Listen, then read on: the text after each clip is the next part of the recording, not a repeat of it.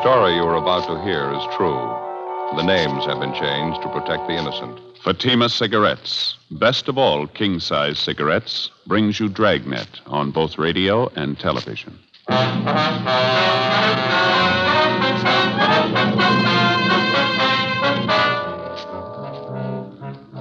You're a detective sergeant. You're assigned a homicide detail. You receive a complaint about the owner of an apartment building. He signs leases for the apartments, then he threatens to kill the tenants if they move in. Your job? Investigate. Comparison proves Fatima quality. Yes, comparison proves Fatima quality. Compare Fatima with any other king-size cigarette. 1. Fatima's length filters the smoke 85 millimeters for your protection. 2. Fatima's length cools the smoke for your protection. 3. Fatima's length gives you those extra puffs.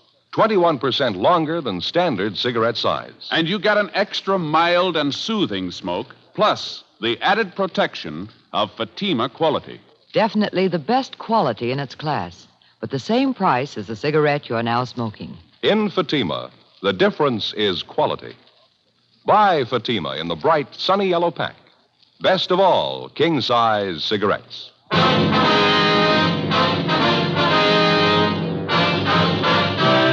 Dragnet, the documented drama of an actual crime. For the next 30 minutes, in cooperation with the Los Angeles Police Department, you will travel step by step on the side of the law through an actual case transcribed from official police files.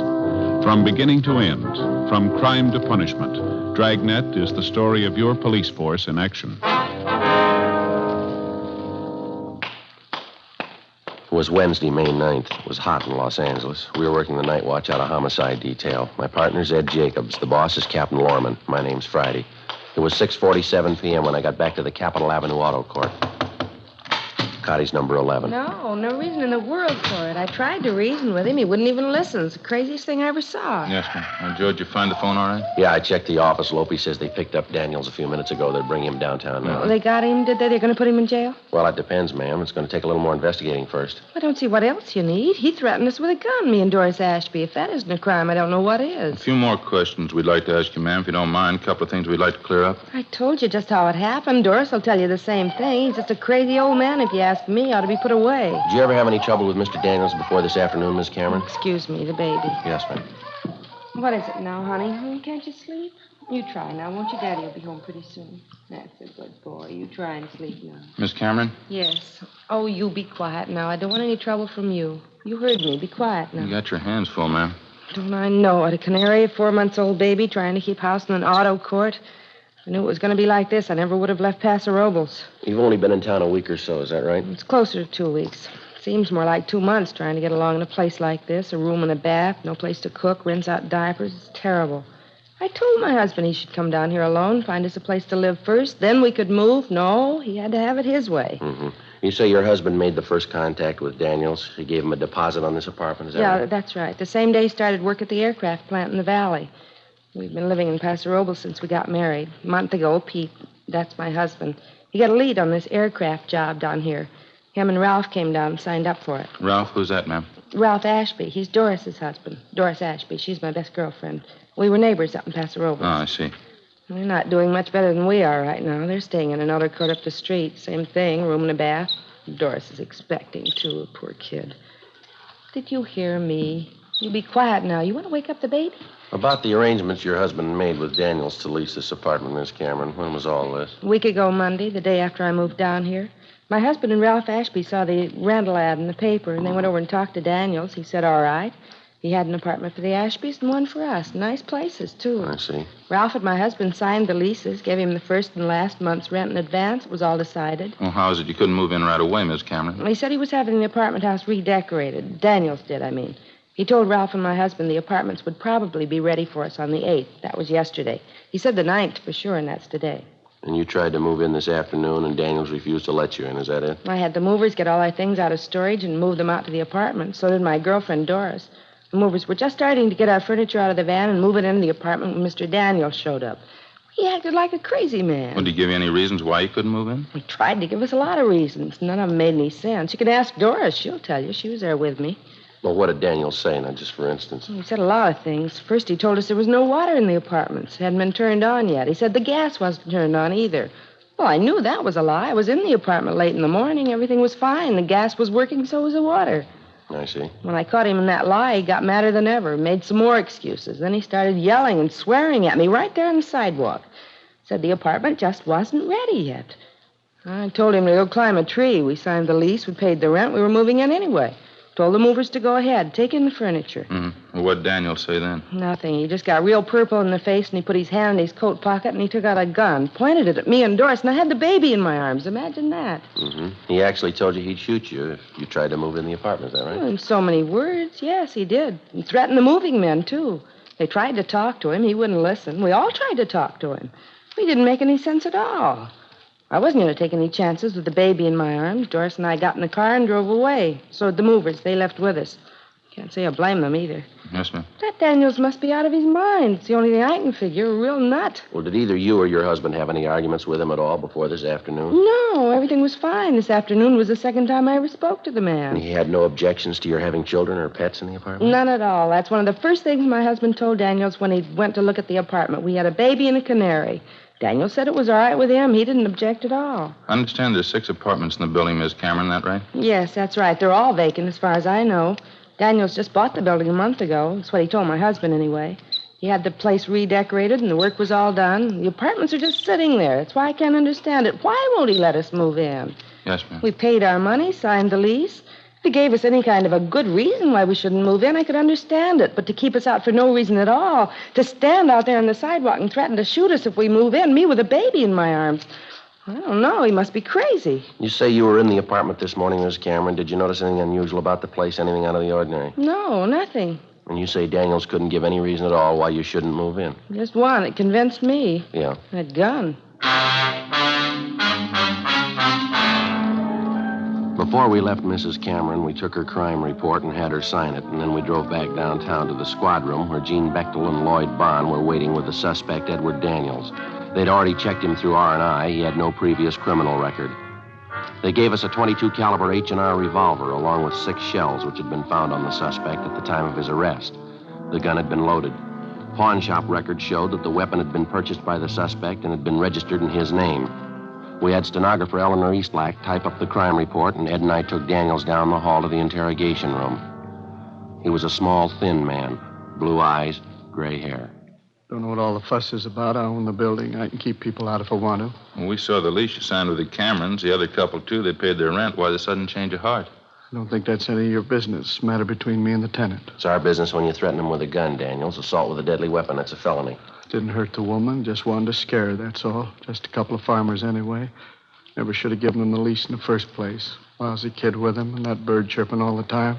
How'd you happen to have that gun with you this afternoon? Didn't happen to have it. Carry it all the time. It's my business, isn't it? Registered down here. Mean you got a permit to carry this gun? Don't need a permit. It's registered, isn't it? Who gave you the idea because the gun's registered you can carry it around your pocket? Friend of mine. Nothing wrong with it, is there? Having a gun registered is nothing more than keeping a permanent record of it.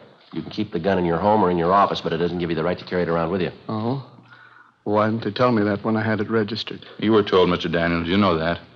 Well, I don't remember it. Doesn't make much difference if you remember or not. Nobody has a permit to threaten people with a gun. Told you I wasn't going to hurt her. She just kept arguing with me. I'm a sick man, you know. Thought she was going to hit me. You mean while she was holding that baby in her arms? Now, come off it, Daniels. What's this thing all about? Told you before. I think that's my business. You signed a year's lease with the Camerons. You accepted the first and last month's rent. You took their money. You advised them they could move in this afternoon. When they try to move in, you meet them at the front door and threaten them with a gun. Now, what's it all about? None of this makes any sense. Changed my mind. I'm not ready to rent them out yet. Well, then why'd you sign that lease with the Camerons? How about it, Mr. Daniels? If there's something in that building you're trying to cover up, you might as well tell us. A couple of men out there now checking it. You can go ahead and check. I don't care. They won't find anything. Got nothing to hide. How long have you lived here, Daniels? 18, 20 years. Why? Where'd you live before you came here? Ohio. Cleveland, Ohio. You ever been arrested? Yeah, a couple of traffic tickets. Cop said I went through a stop signal. I wasn't guilty, though.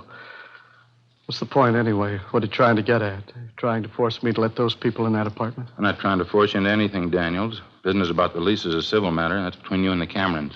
And what are you holding me here for? We told you. You threatened that woman with a gun. She signed an ADW report. What do you mean, ADW? Assault with a deadly weapon. Now, that's a pretty serious charge, Daniels. Didn't hurt the woman. Didn't even touch her. Pointed the gun at her, didn't you? Yeah. Gun was loaded, wasn't it? Yeah. It's capable of being fired. Yeah, but I wasn't going to shoot her, I told you. Just wanted to scare her off, get her out of there. It's the truth. I wasn't going to shoot her. What do I have to do to convince you? You don't have to convince us. What do you mean? Who do I have to convince? You got your choice, a judge or a jury. Ed and I took the suspect, Edward Daniels, down to the main jail where we booked him in on suspicion of 467 PC ADW. Before he was locked up, Daniels asked us if we would take the keys to his car and the keys to his apartment house to an Oliver Randall, an employee of his who acted as a janitor and general handyman at 2 other apartment houses Daniels owned. We told him we would. After we left the main jail, we checked with the office, and then we drove out to the location of the apartment house to interview the neighbors and deliver the keys to Daniels' handyman, Oliver Randall. Other than telling us that they considered Mr. Daniels a little eccentric, the neighbors were unable to give us any additional information that might help us in the prosecution. After we finished talking to the neighbors, we went across the street to the apartment house. There were lights burning in the upper rear apartment. We tried the bell, but there was no answer. From the set of keys Daniels had given us, we found the one that fit the door and let ourselves in. We heard somebody moving around on the floor above us. We went up and found a man there who identified himself as Oliver Randall. He appeared nervous and upset. There were papers and rags scattered over the floor of the room. Oh, yeah, I was just cleaning up here. Mr. Daniels told me to be sure and clean this up, papers and junk. I see. Well, here's some keys for you, Randall. Daniels asked to get them to you. Oh, yeah, apartment house keys. Mr. Daniels was supposed to meet me here. He said 8 o'clock. I think that's what he said. I wonder where he is. You know where he is? Yeah, he's in jail. Oh, what's he doing in jail? Did he do something wrong? He's had a complaint filed against him, assault with a deadly weapon. What happened? He got mad at somebody? Mr. Daniels got an awful bad temper. When he gets mad at somebody, he doesn't forget it. I know. I worked for him. How long have you worked for him, Randall? I don't know. A long time. Maybe 5 years. I forget. You say Daniels has a bad temper. Have you ever known him to be violent, Randall? How's that? Well, have you ever known him to be violent? I mean, have you ever known him to hurt anyone? Well, I don't know. I don't remember. A lot of times he says he's going to do things. I worked for him, you know. A lot of times he gets mad at me. He says I don't work fast enough or I don't do the right things. He always carries his gun, you know. Once he said he was going to shoot me, I was pretty scared.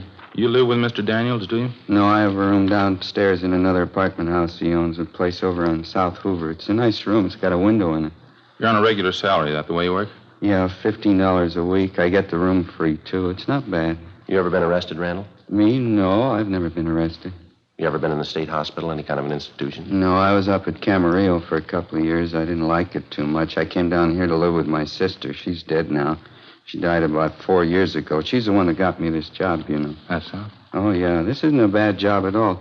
Jobs are pretty hard to get now. That's what Mr. Daniels says. Real tough to get a good job now. That's why I do what I'm told. I better get on fixing up this place. Well, how'd all these rags and papers get here, Randall? The painters leave them behind? I don't know. I guess so. I guess somebody left them here. We understood the apartments were already cleaned up. They were ready to move into. What's that? I say we understood the apartments were all fixed up, that they were ready for the tenants to move right into. Oh, I don't know. I wouldn't know about that. Mr. Daniels takes care of renting the places. I just help him. I do what he tells me. Joe? Yeah? You notice that smell? Seems to be stronger out in the hall. Yeah, I think I do. How long's it been since the painters were working here, Randall? Do you know that? Painters? I don't know. A couple days, I guess. What's the matter?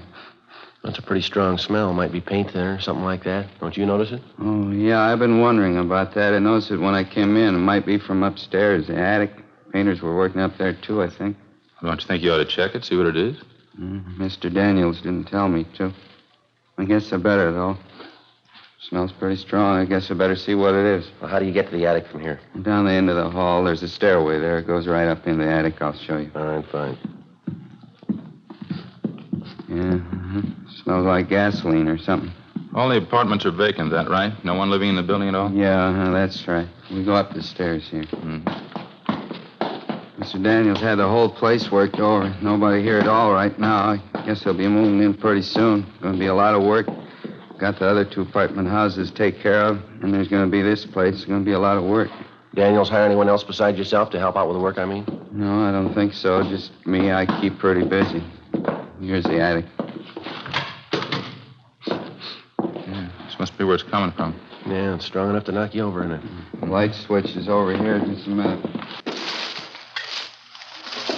Yeah, it's sure a mess. Papers, boxes, pile of old rags. That 5-gallon can there on the floor. Kerosene, huh? Yeah, it's just about empty, too. It's all spilled all over the floor. Mr. Daniels ain't gonna like that. He's gonna get mad. You usually keep this stuff up here, do you, Randall? No, I guess it was with the painter's stuff. Those cans and things on the table there, I guess it got knocked off and spilled. Spilled all over the place, didn't it? Well, how come the painting crew didn't take their stuff with them when they left? All this equipment here. They're all finished with the job, aren't they? I guess so. You'd have to ask Mr. Daniels about that. They're all finished on the inside. I know that. They have the outside to do, though. Maybe that's why they left their stuff. Well, it's not a very safe way to leave it. Rags, papers, look here, kerosene spilled all over. You better get this place cleaned up first, don't you think, Randall? Well, I don't know. I sure wish Mr. Daniels was here. You won't let him know, will you? What do you mean, let him know what? Don't tell him I'll let you see the attic, huh?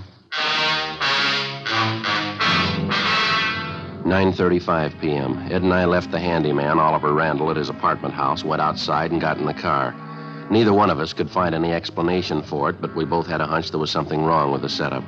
We drove to a neighborhood service station, called the office, and told them that we were going to stake the apartment house. We drove back and found a place to park where we could keep the building under surveillance without being seen. We waited. 10 p.m., 10:30, 11 o'clock. At a few minutes past 11, we saw Randall come out of the front door of the apartment, get in a blue sedan, and drive off. We followed him to an apartment building on West Pico and saw him enter a rear door. We waited. At 12:15 a.m., Ed got to a phone, called Captain Bernard at the business office, and notified him of our location. At 12:45 a.m., two men arrived to relieve us, and we briefed them on the facts.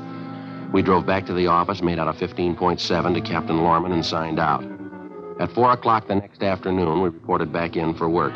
We checked the book and found a message that the suspect, Edward Daniels, had been released from jail that morning on a writ, bail $2,500.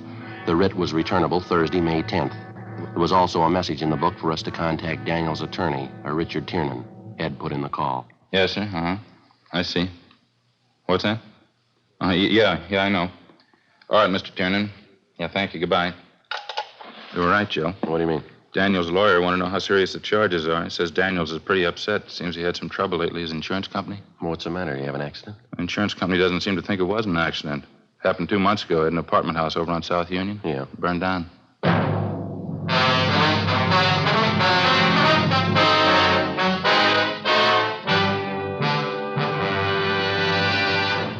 You are listening to Dragnet, authentic stories of your police force in action. Fatima, America's first largest-selling blended cigarette. Now, best of all, king-size cigarettes. Prove it yourself today. Compare Fatima with any other king-size cigarette. 1. Fatima's length filters the smoke 85 millimeters for your protection. 2. Fatima's length cools the smoke for your protection. 3. Fatima's length gives you those extra puffs, 21% longer than standard cigarette size. And in Fatima, you get an extra mild and soothing smoke, plus the added protection of Fatima quality. To show our confidence in Fatima, we make this money-back guarantee to every king-size cigarette smoker. Buy a pack of Fatimas. Enjoy Fatima quality, extra mildness, and superbly blended tobaccos. If you're not convinced Fatima is better than the king-size cigarette you're now smoking, just return the pack and the unsmoked Fatimas before August 1st, 1952, and we'll give you your money back plus postage. Fatima, Box 37, New York 1. Remember, because of its quality, its extra mildness, its better flavor and aroma, more smokers now insist on Fatima than ever before. Insist on the best. Fatima, extra mild and soothing, plus the added protection of Fatima quality. Smoke Fatima. Best of all, king-size cigarettes.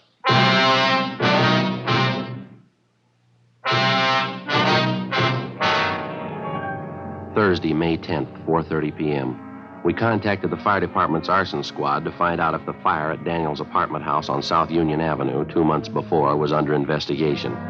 After checking back, they told us investigators from the arson squad had found a large amount of kerosene to be present in some of the burned timbers found in the debris after the fire was put out. They said that Mr. Daniels had admitted after the fire that the apartment building had been recently redecorated and that kerosene, paint, and other inflammables had been stored in the attic of the building. Ed and I contacted the insurance adjuster handling the case, a Snyder Peebles, and he told us there wasn't any doubt in his mind that the fire at Daniels' apartment house 2 months before was of incendiary origin. But he said so far the investigators were unable to prove it. The one thing that seemed to puzzle him was if Daniels planned on burning down the building Why did he go to the trouble and expense of redecorating first? Well, as soon as it was dark, Ed and I drove out, relieved the men on stakeout at the apartment house on West Pico, where the handyman, Oliver Randall, had his room. They reported no unusual activity during the day. 7:32 p.m., Randall came out of the apartment house, got in a car, and drove off. We followed him. If we got this Randall made right, it shouldn't be too long before we find out. Daniels is using him to work something out. Pretty sure we can count on that. Yeah, maybe. I'll watch it, Ed. He's turning down Union. Yeah. He's pulling up ahead. Don't crowd him now. There's a good spot here. Shouldn't be able to see us. All right, pull up in here. All right. That's fine. He's getting out of the car. He's going over to the house. Down the driveway. Going around back. He's out of sight now. All right, let's go. Still no lights in the place. Oh, yeah, there they go, in the basement. All right, easy. Let's take it easy. All right.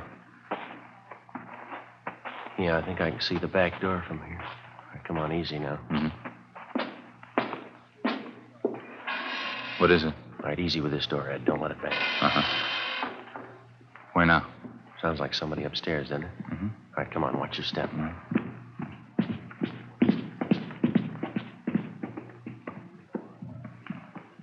Come on, next floor up. Yeah.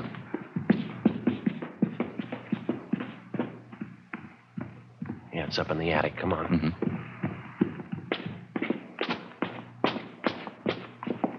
All right, come on.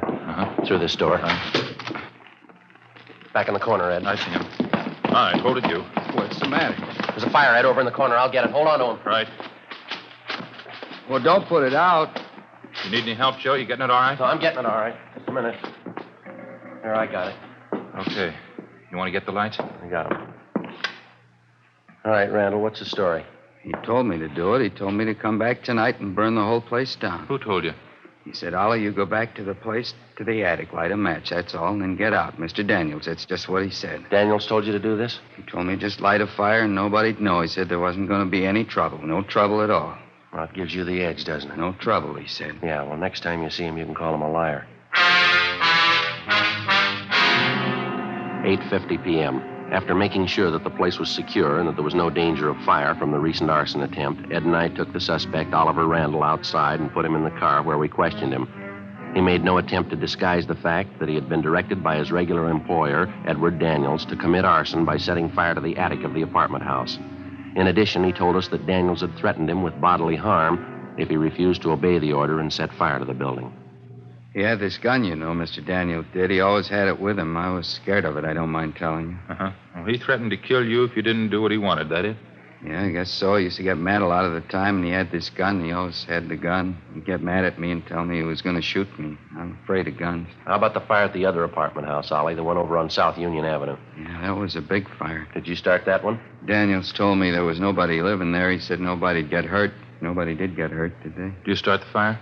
Yeah, I guess so. I guess I did. Mr. Daniels tell you to do it? He said it was his building. He owned it. He could do anything with it he wanted to. I didn't want to do it. He told me I'd have to. He said he'd hurt me with that gun, and he said he'd fire me, too. I didn't want to lose my job. You knew you were doing wrong, didn't you, Ollie? Well, I guess I did, yeah. What could I do, though? I didn't want to lose my job. Good jobs aren't too easy to get nowadays. You know that. Where's Mr. Daniels now, do you know? You're not going to tell him what I told you, are you? He said not to say anything about it. He said nobody believed me anyway. Nobody. He said he'd tell everybody I was a liar. Said they'd believe him before they'd believe me. Well, where's Daniels now? If I tell you, you won't let him hurt me, will you? No, we won't let him hurt you. You're going to have to help us out, though. What do you want me to do? I'd like to find out where Daniels is first. He's in a movie over on Pico by his house. He's waiting for me. You mean he's waiting for you in the show?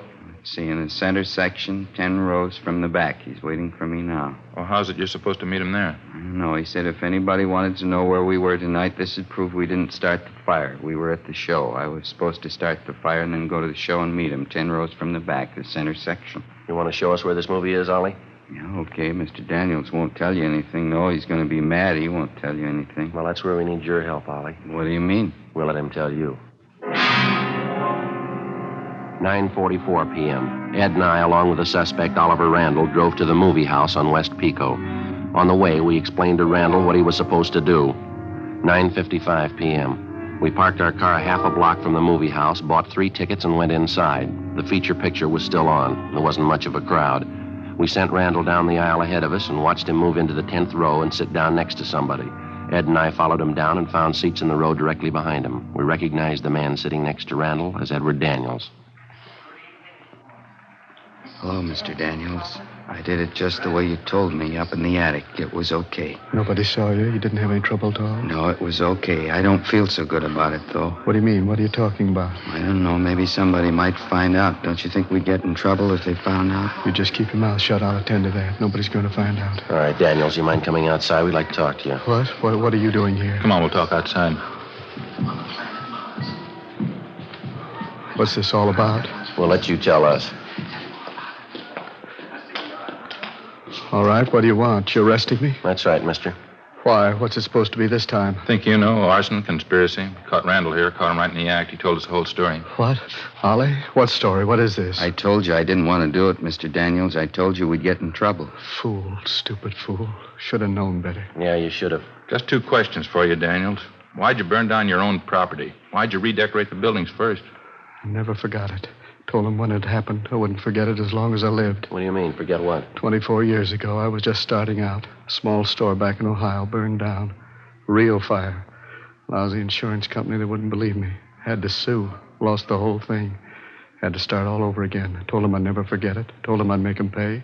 And you've been nursing this grudge for 24 years? Why not? Why shouldn't I? I lost everything I had. Well, why'd you redecorate the apartment houses if you planned to burn them down? Simple. Gave me a good excuse. I could have all those things stored in the buildings. Paint, kerosene. Besides, who'd think I'd burn down the building right after I got done redecorating? Not a bad idea. Worked pretty good, didn't it? Yeah, you're going to jail. You figured.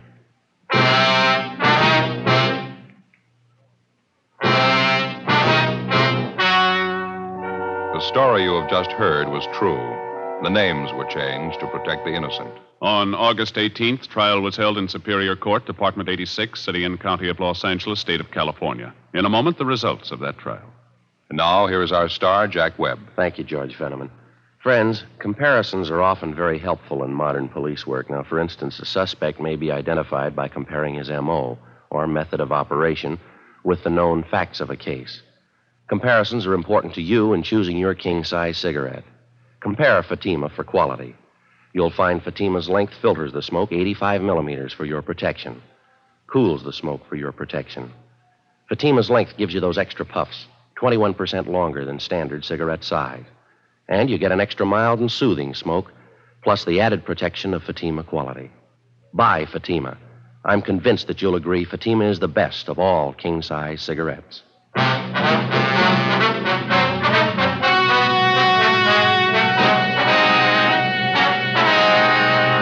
Edward John Daniels was tried and convicted of 2 counts of conspiracy and 1 count of arson and received the sentence as prescribed by law. Conspiracy is punishable by imprisonment in the state penitentiary for not more than 2 years. Arson is punishable by a prison term of not less than 1 or more than 5 years. Daniels' accomplice, Oliver Randall, was examined by 3 psychiatrists appointed by the court and was found to be mentally incompetent. He was placed in a state hospital for the mentally deficient. The charge of assault with a deadly weapon against Edward Daniels was dismissed.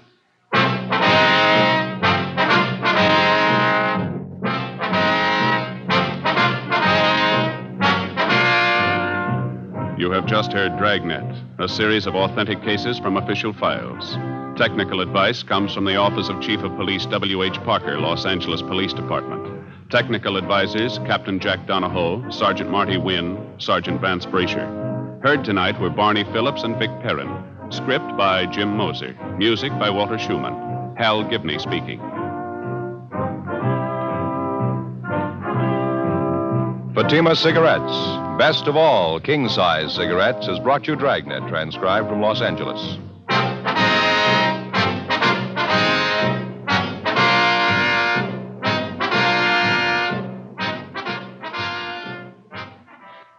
Now, it's Counter Spy on NBC.